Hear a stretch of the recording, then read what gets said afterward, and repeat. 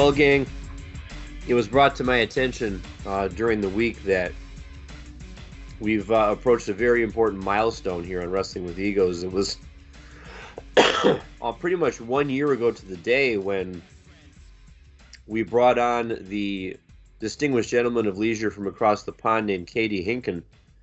He is a comedy scene in Birmingham, England. And it's his 1 year anniversary with the show, and we want to send out sincere thanks and sincere congratulations to KD as he swivels back and forth in his brand new chair. I was going to do like a dramatic turnaround and reveal myself, and I just pulled down the microphone with me, so I'm not going to do that. But carry on, sorry. Boy. I didn't mean to get set up all over again. In all seriousness, welcome to Wrestling with Egos. I am the intellectual savior of the wrestling masses, Brian, joined as I am this week by the funniest man in the room, Katie Hinken, kdcomedy.com from across the pond. Good sir, thank you for everything you've contributed to the show during the past year. How does life find you right now? And the floor is yours. Well, life right now finds me very well. I mean, like you said, I got a comfy chair. The people listening can't tell because I will catch up. If anyone that's wondering where the audio one has gone, I'm getting around to adding them. I found them all again. I got them all together in one, and then accidentally deleted them again when I was cleaning up my computer. And then got them done quickly last night because I was actually trying a bit more because I was like, shit, I need to do that. Other than that, I'm good. Yeah, my ass feels good though. That's the important thing, as long as... I say that. Sorry, I say that though, but over here in England, it's just suddenly got cold again, man. It's like gone from 10-degree nights, which weren't warm anyway, but it was good for this time of the year. And over the last week, it's got down to 1 degree today, and then it's getting it down to under 0 now. It's livening up. I like it myself. I like it. I'm a fingerless glove wherever I am. In America, we're thinking about all the outdoor stuff we still have to do before the weather turns really cold. I'm thinking about all the leaves I have to rake. Mm-hmm. I'm thinking about trying to get Christmas decorations up before it gets too cold. I mean, not turn them on yet because I'm not one of those people that as soon as Halloween is over, excuse me, it's time to with the Christmas carols and the Christmas music and all that stuff. But I am still thinking about all the things I have to do outside. My mom is one of those people. I've had to put up a Christmas tree already, and I'm now having to put up a second one because I put it up for her and she was happy, and then found a tree she liked better. Okay, cool. Geez. Which is good because I get a tree for this room, so there'll be a tree coming up in here. I'm going to change my layout so you can see the room more. Nice. So that'll be cool. But I've got to take all the decorations and stuff and the lights off the one I've done and transfer them onto the new one that I'm midway building that I stopped as soon as this came because I was like, I need to build this chair, and it took far too long to build a chair. You have no idea. I have never spent so much time building a chair before, and I never planned to ever again in my life. Some of them are complicated. As I texted you earlier, in a former life, I worked at a store that sold office furniture. And some of them, I mean, most of them, it's pretty self-explanatory. Once you pull the piece, I'm like, okay, this goes here and this goes here. But some manufacturers like to be extra, and be counterintuitive. I'm not going to lie. I worked at an office, and it was the most boring. Well, I worked at an office a lot. I used to do it all the time. It was the most boring thing ever. But supplying offices sounds probably just as boring. Actually, no, you know what? It probably doesn't actually. It sounds probably more entertaining than being in the office. I take it back. I was about to insult it, but I take it back. It's a store that sells all the things that an office would need. So you have your supplies, but then you also have computers and printers and printer ink and furniture and that sort of thing. I mean, you get out of it what you put into it. I mean, some people would find it boring, other people would find it challenging, and you get out of it what you put into it. And funny enough, that brings us to the first wrestling thing, in my opinion, from recent times, because apparently Tony Khan does not want to put very much more into Ring of Honor anymore. I didn't realize that the Ring of Honor champions were only on AEW and weren't on Ring of Honor, because I don't watch it. I don't know anyone that watches Ring of Honor now. I don't even know if it gets uploaded to the totally legal websites I use. I'm not sure. I think Tony Khan to me, and it's, this is as good a place to start as any as we dabble in some current events, in the world of professional wrestling. Tony Khan seems to me to be a guy who is guilty of doing too much. Definitely. I think he just tries to have his More fingers in all the pies kind of thing. Yeah. And he figures like if he hoovers up all this stuff, then he'll be seen as on equal footing with WWE. And I would argue that the way to be on equal footing with them is to have your wrestling promotion, your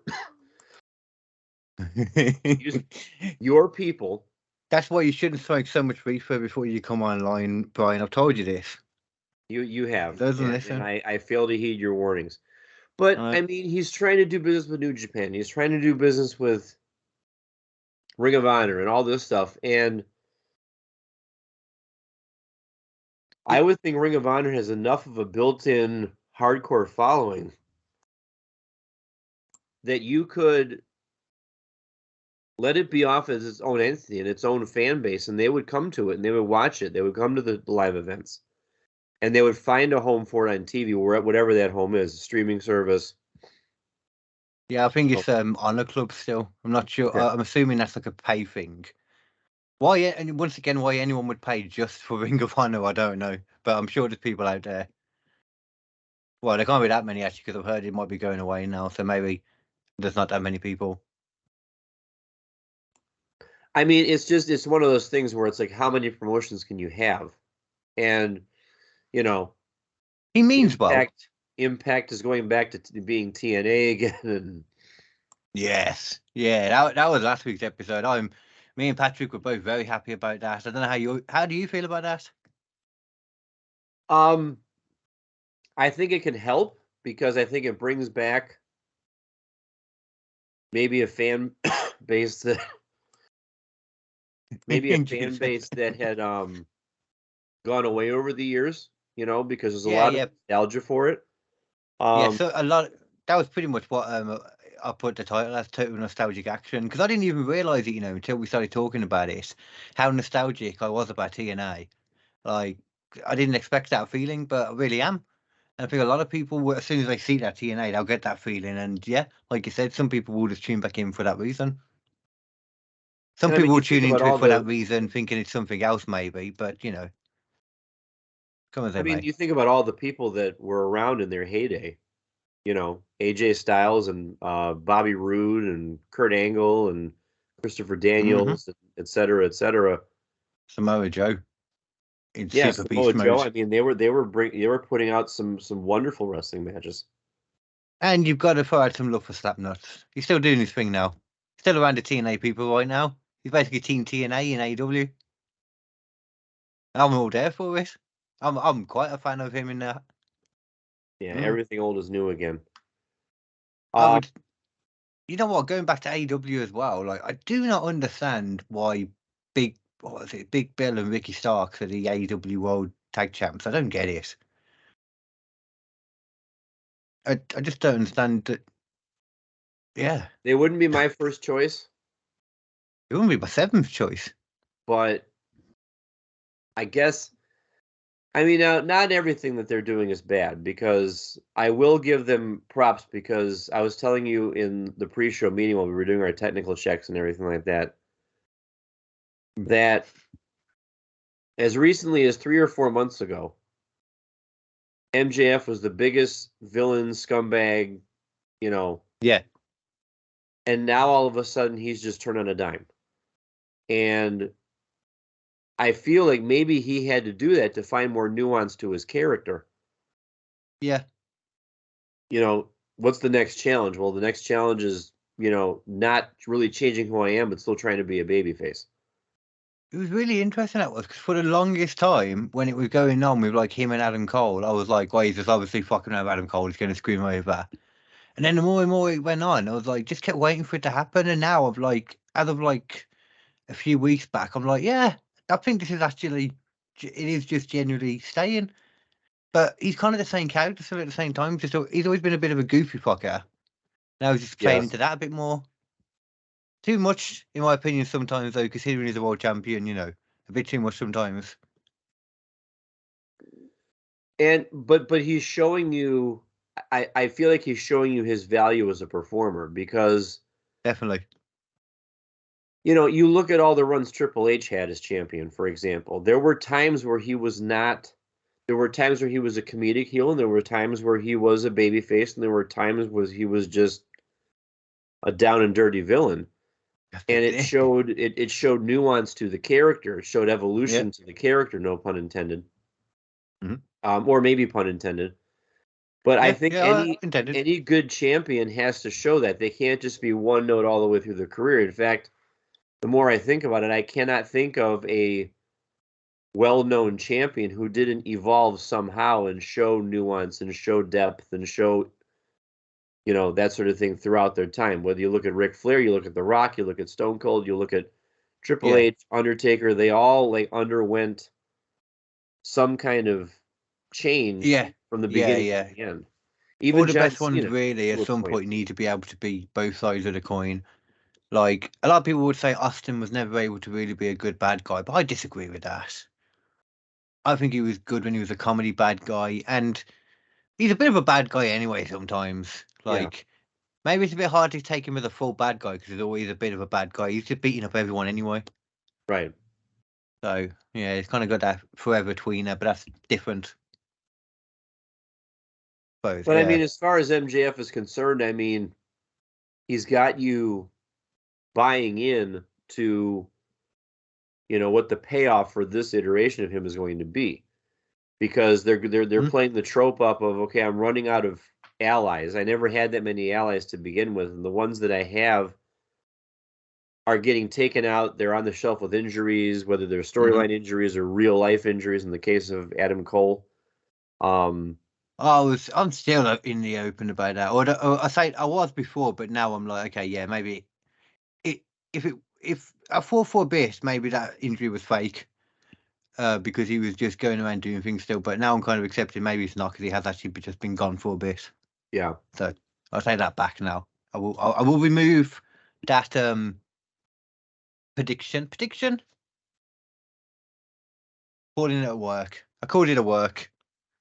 Still a work. It's a goddamn work. Okay, I mean, that's him and Britt Baker. They're the devil together. I'm telling you. I saw that theory floated by somebody too, and I'm like, I don't know. No, I really hope it's not. It's like, I don't know who. I don't think there's nobody that I look at and think this devil character just seems like it's trying to be thrown in constantly. And I'd prefer that kind of not to be there, because, like you said, there's a really good storyline there anyway, and enough people involved. I don't think they need that bit there. Makes it feel a bit convoluted to me. No, I think, and I think they're to be commended for the story that they are trying to tell and they are trying to weave, because MJF is kind of the through line now, as your champion really should be. He's kind of the through line through the whole episode of Dynamite. The last 2 weeks Dynamite have been probably the best Dynamite for a long time, and they've been so good. Yeah. I mean, the way that the story they're telling with Max Caster trying to idolizing MJF, please, I want to be your friend, that kind of thing. I think he just wants to fuck him. I think that's all it is. Which is a situation that MJF's not used to being in. He's not used to people liking him, wanting his attention, wanting his approval, that kind of thing. And you saw that evolution over the last week, when he did that with him. It was played off silly and that, but it was legit evolution, like you said. Not just for his what he can do, but for his character more. I definitely think so.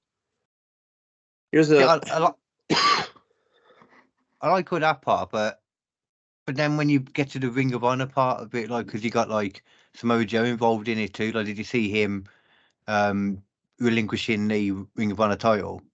Yes. Was it a TV title? Because he had been. That was kind of random. He'd been TV champ for quite a while, as I recall, because he's been walking around with that belt for a good 5-6 months. I think it was actually over a year. He broke the record for the longest ever champion, and that was why he vacated it. But it's weird. But I suppose if you want to build him up and you don't want him to lose, that makes sense. But people lose in AEW all the time, though. Do you know what I mean? It's not a huge thing. Like, Well, when's the Joe loss lost. matter, KD? Oh yeah, sure they do. I'm sure they do. That's in the mission statement. Wins and losses matter when it's an eliminator for an eliminator, or if you're Tony Storm. No, not if you're Tony Storm. Actually, one about the exact opposite. Tony Storm, then you'll suddenly have the champion fighting over who wants to be champion, so that they get the chance to defend it against you. And I'm here for that because I love Tony Storm. You've mentioned that before. Well, this character now is great, man. Well, I love this character. Have you seen it?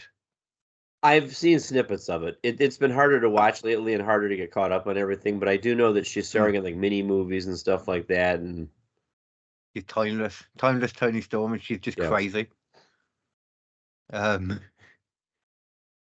I know the beginning of it was that, the thing that Patrick, watch out for the shoe. Yeah. Back in the summer or the end of the summer or whatever that was that he was quoting all the time. Yeah, it was when she got beat at Wembley. Okay. When Saraya won the world title. It made her go crazy since then. Well, yeah. Head up. No. What's the first bit? I remember tits out and watch out for the shoe, but I can't remember the first bit. But she got Luther now anyway as a butler. Oh, boy. Fan of. What about on the WWE side, though? How you kept up I with do that? have a question for you. Now that LA Knight has been fed to Roman Reigns, where do you think his character goes from here? Because I know on SmackDown this weekend he came out and said, I'm not finished with the bloodline yet. So that last bit again, it cut out a little bit as you said it. I said I know on SmackDown he came out and said, I'm not finished with the bloodline yet, and he had a match against Jimmy Uso and all that kind of stuff. Do you think he's going to cool off a little bit, or do you think there's still meat on that bone, or if we kind of seen that was his run because of his age and because of everything like that? No, he'll be around and he'll do more stuff and all that. Like with the 2 world champions now, he could definitely be a world champ because people are behind him, and I think he could work well as a heel as well. He's one of them that could really do both. Yes, but how old is he now? Do you know? 40.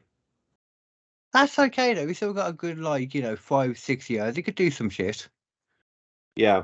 Well, I don't know, probably longer than that, ain't he? Because Damian Priest, how old is he now? He's like the same kind of age, ain't he? Yeah, they're about the same age.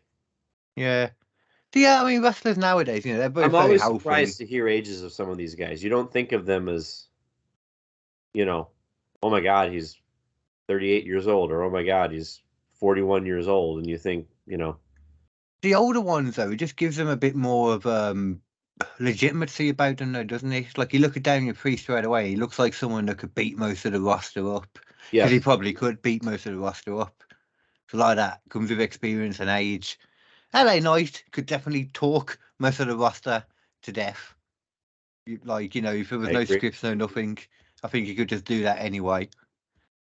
Yeah, you don't have that many in WWE at the moment like that. Like Roman Reigns, since he got to that kind of point, I think that's when it became more believable. Well, the whole head of the table, I think it kind of coincided with becoming head of the table too. I think he aged over the pandemic, maybe, or something.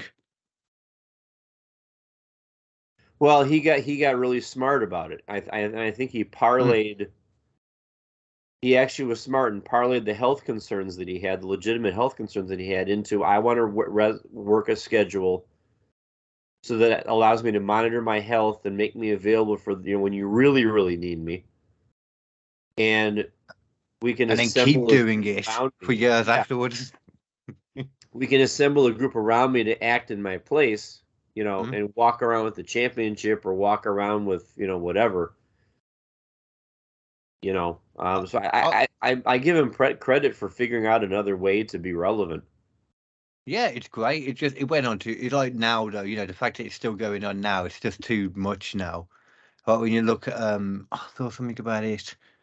I think it was the overall how long he's had the title for. He's defended it 53 times, and then he was in comparison to Hulk Hogan in the time frame, and it was it was a crazy number. And I don't know they wrestled more, but I don't think they defended the title all the time though either. I saw that graphic too, where they were comparing like, what Seth Rollins is doing versus what Alex Shelley is doing versus what MJF is doing and all that. I mean, yeah. If you can make it work for you, then make it work for you, I guess. That was always the argument that we had with Isaac. When he would, bemoan that fact. I mean, the I powers just think that be it are doesn't letting him work do it. anymore though. Vince was letting him do it, and then Triple H now is letting him do it. They're, Well, it must be like his contract, like at this point. But I mean, just the fact that they're keeping the title on him though right now, it's just gone too long. Like it seems like they're trying to. I hope they're not going for like the longest ones, because they are within like a year and a half or something now, something like that. I think I saw where if he wins at 40, then it's almost a guarantee that he'll surpass Hulk Hogan. Because Hulk Hogan right now has the third longest reign of anybody. Yeah. He's not touching Bruno Sammartino, obviously. How long is that one? Bruno held it for like almost a decade. Oh God, I hope not. Then I really hope. This was back in like the 60s.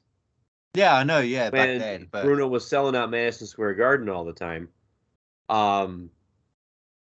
But very rarely were matches televised. You wanted to see Bruno, you had to buy a ticket and come to the Garden or come to come to Boston Garden or come to wherever and see him defend the title. But I think, Bruno's number one, and I want to say Hogan's third longest, and I should know who the second longest is, and I'm something Mera Pedalis, or what is it that? Something Pedalis, or it's a Pedro Spanish Morales, name. maybe. That's it, yeah. Pedro Morales, that's it, it's him. Pretty sure. I haven't got a clue how long it is. Just look it up really quick for the sake of. Pretty sure it is. I'll say it is now. Oh, I stand corrected. Right now, according to Wikipedia, Bruno's first with 2,803 days. Hulk is second. Oh. 1,474. Bruno Sammartino had another reign of 1,237. So it's Bruno 1 and 3, Hulk 2, and Roman Reigns at 4. He's at 1164 right now. Pedro must have been early then in that case. Yeah. Yeah. Yeah, I mean, but at the same time, while I say, like it's gone too long, the fact that they've got the second world title, though, makes it bother me less. Actually, that's an interesting thing, though. Have you heard they're talking now about the possibility of changing Raw to a different night? Yes, because the networks are going to be changing around soon, too. I know that I forget which show is moving, but there's a show that's moving. It's not going to be on a network anymore. I can't remember if it's Raw is moving or yeah. Because I think there's a few staying put. Yeah, I know NXT will be going to. It was NXT. He's going to CW now. Maybe that's what it was. Because did you hear that NWA were in talks and were having a spot as well? Because they wanted a few different things apparently. CW were thinking about a few different wrestling things, and they were pretty much finalised with NWA. But they've kind of shot themselves in the penile, to put it frankly. Have you not seen this? I know I didn't know that. Like I knew about NXT getting ready to move. I did not know about the NWA. Well, Billy Morgan really wanted this one particular spot in the pay-per-view that recently happened. And it was Father James Mitchell. When the camera went over to him, he was partying with some random people in the crowd, snorting cocaine off the desk and off the women. Oh, well. So surprisingly, you can get away with that in this day and age. Apparently not, because they pulled out now. So they quite literally shut themselves in the penile. Yeah, that's. Hope it was worth it.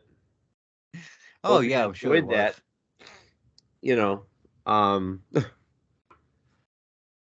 I'm sure it was well worth it, though. I mean, definitely. I'm sure Billy Corgan is very happy about his decision right now. Yeah, I'm sure he's thrilled. I did read earlier today too, where Logan Paul has said that he's done with boxing because he's a full-time wrestler now. Oh, really? I didn't see that. Not sure how I don't know what interview it was on or whatever, but you know, I've come around a little bit on Logan Paul. Oh, this is not the time to do that. And because I put him in the same boat as Bad Bunny. When he's around, he puts in the work. He wants to do a good job, and he wants to have a move set, and he's not just there to push something or sell something. I mean, I get it that you have a brand now to think of, and you're trying to promote and everything like that. And I understand it, And I think if I see one more fourth grader at my school with a bottle of Prime, I'm gonna, go nuts. Some of the teachers at my school dressed up as bottles of Prime for Halloween. They had like T-shirts. What? Somebody was watermelon, somebody was fruit punch, somebody was lemon lime. I'm like, what are we even doing? Why? That just doesn't even make sense to me. Since when was Halloween about dressing up as bottles of drink? They were T-shirts. They weren't actual bottles, so they did not look like KSI at WrestleMania last year. I don't want to say that, but okay. That makes it worse, though. To be fair, if you're going to dress up as any drink on Halloween, you want to dress up as Monster. Yeah. I see what you did there. He's the funniest guy in the room, folks. Remember that. I am technically the only guy in the room right now, so yeah, but still, kdcomedy.com. If you want a little cross promotion, if you want to get out there and check out some stuff that this man is doing, or just go on KD Comedy Podcasts or KD Comedy, because kdcomedy.com right now is not active because I didn't pay it. Fair, but yeah, there's other avenues. And a little sidebar here too. Thank you for watching this episode or listening to this episode, however you're consuming it. We appreciate the support. You can check out previous episodes on YouTube and all of your podcasting platforms like Apple, Amazon, Google, Spotify, and iHeartRadio. And another, but getting back to Logan Paul for a second, I mean, Logan Paul, the wrestler, he's got championship gold now at Crown Jewel. He won the United States Championship off of Rey Mysterio. Convincingly so. Convincingly so. I mean, he didn't put a foot wrong, in his performance, as he's done every single time when he's been in the ring. Like I said, he puts the work in. It's not just a half-ass each time. He wants to be a wrestler. And the funny thing is, I think he gave up the boxing fucking years ago. He just wanted to go back to try and be better than his brother for some reason. Right. I don't know what it is with him. And I think it legitimizes him. I mean, I feel like there's no right or wrong way to become a wrestler anymore. I don't think. I mean, in time past, it's a lot like, getting a record dealer or being discovered as a musician now. There's other avenues to do it. It's not pay your dues. It's for some people, it's how you do it. But for other people, if you can get that avenue, I say take it, because it's when you compare, you look at it from, I mean, obviously Logan Paul's a very extreme way, but then you got your indie wrestler or your Baron Corbin, an ex-football player gets picked up at the right time, and now you got that. What's that new thing that they're doing? That new something, is it? The nil. The name, image, and likeness. So WWE calls it next in line. That's it. Yeah, that was it. Yeah. It's a play on what they're doing in college now. What collegiate athletes are allowed to do is sign deals that, use a person's name, image, or likeness to sell a product, and then they get a kickback from it. So maybe you're in an ad for a local car dealership or something, and you're allowed to do that. Whereas before you weren't allowed to do that. You would be declared ineligible if you earn money, because you're not, as a college athlete, you're not a professional athlete, you're an amateur. So you can't make money technically by. I thought it was just a thing where they brought in like college athletes getting ready for like training them off That's to be what like in WWE NXT. calls it. They call it next in Oh, line. It's a playoff of okay. NIL, So that's where Gable Steveson, for example, is part of that program. Well, I think he's never leaving apparently. Yeah, Like he's been drafted up and like back down, and wasn't he NXT for like a match and he disappeared again because he got booed. yeah. I mean, it's the success rate's not very high, But if you think about it, the success rate wasn't that great with Tough Enough either. It's trying to like mine for gold. It's trying to find that diamond in the rough. You know what's an interesting thing to end it on? Because I know you you need to be quicker. The last time we were doing it, me and you, we were talking about literally, can they mess up Edge in AEW? Yes. Yes, they can, and they did. What happened? It's disappointing. I mean, because we said, and I'd have to go back to like get the exact timeline of what we both thought like a good program for me to be. Yeah. I feel like the thing with Christian should have been done over and done with already. And I know you try to stretch this out for a pay-per-view. But like you could blow because of all the stuff that you think you want to do with him. The Christian thing should be quick and dirty.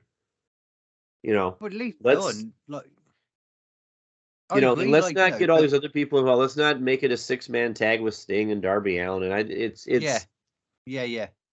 Him attacking Sting should be the vehicle to get Adam Copeland to come down. And now it's you and me, blood feud. Let's see who the better man is.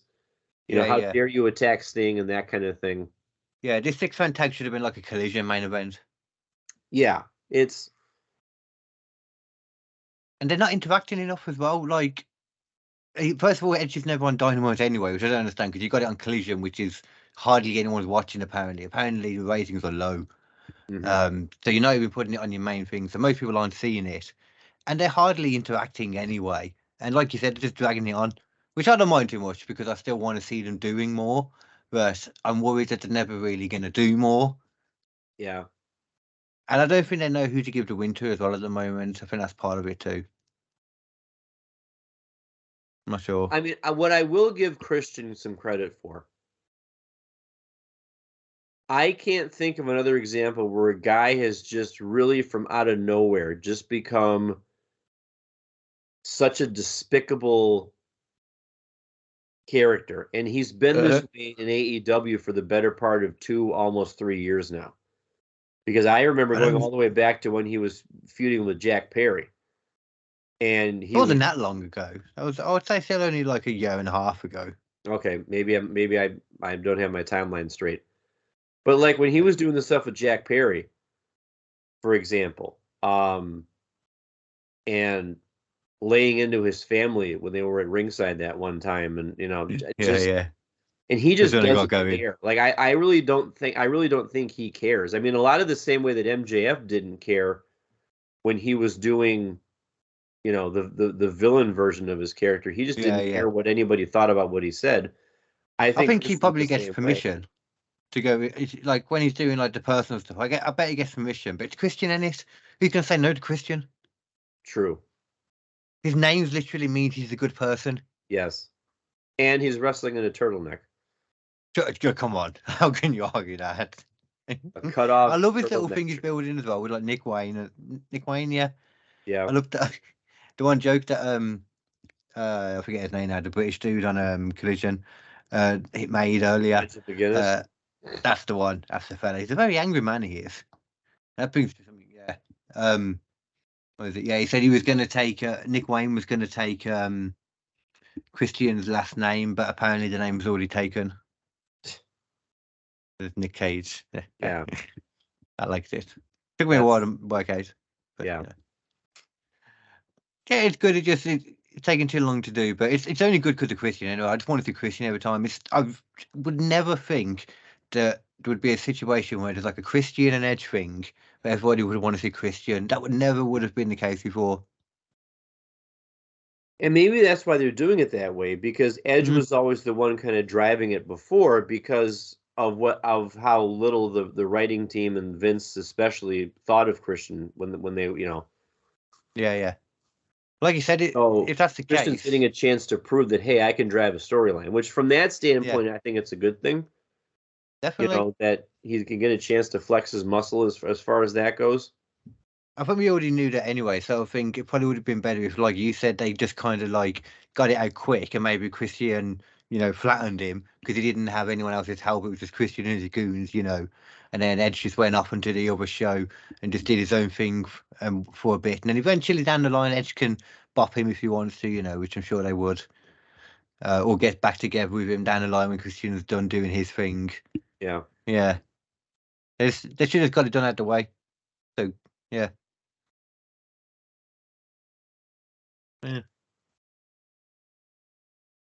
And I'm trying to think if there's anything else.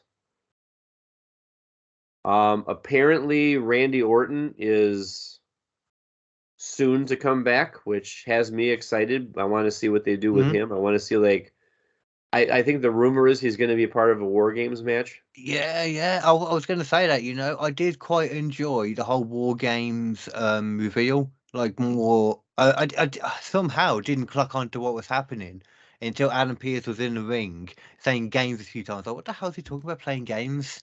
And then when the crowd clocked on, I clocked on at the same time. And then the way, like, he did the proper delivery to it, I'm like, yeah, Adam Pearce, well done, you did good there. You did that delivery well. Not a William Regal. I was kind of half expecting William Regal to walk down the entranceway and say it. I thought he was just going to, like, It's always going to be William Regal in my brain saying War Games. I thought that was the only reason they brought him back personally, but apparently not. I mean, you could have Nick Aldis say it. I mean, Nick Aldis could do a pretty convincing, He hasn't got, like, the angry flabs, like, behind his cheeks like William Regal has. He hasn't got that. It's like I'm still interested to see where they go with his character, because unless he's hurt, he can definitely still go in the ring. Apparently, it's that Triple H was the only one that was really behind him. So this is the way that they brought him in to, I don't really buy it, but that's what I've read. I don't know if it was Mount or who it was that was saying it. One of them. But that's apparently what it is. But I don't really get that. So I don't get it. I mean, I just know, like, how he carried himself as I think it was TNA. He was the champion in TNA for a while. Yeah. I remember how he carried himself there, and how he comported himself and everything like that. And he can definitely go in the ring. I mean, if you watch him wrestle, I mean, he knows what he's doing. Bit more of the Triple H kind of style as well, I'd argue. Yeah. So it'll be interesting to see, like, how long. You think it's leading? You'd think it's do you reckon it's leading to, like, a